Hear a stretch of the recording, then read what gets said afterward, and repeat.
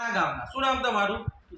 Kishanbhai. Okay. તમે આ ન્યુટ્રિયા powder શેના માટે લઈ જાઓ છો? ફેટ માટે. ગાય છે કે ભેંસ? ગાય ને ભેંસ ખવડાવો છો તમે? ભેંસ. ઓકે. પેલા કેટલા ફેટ આવતા હતા ભેંસના? 49 52. ઓકે. અત્યારે કેવું? 80 85 ફેટ આવે છે. ઓકે. આ ખરેખર ખવડાવવા લાયક કરું. તાજું બિયાનો એને ખવડાવો તો ફાયદો થાય.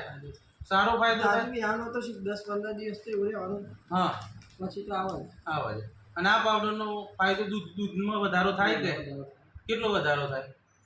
500 લીટરનો વધારો થાય. તો જેવું દૂધ કાઢતું હોય આ એમને પણ ચલો એની ક્ષમતા કરતો થોડું 500 ગ્રામ કે લીટર જેવું વધે ખરું ને.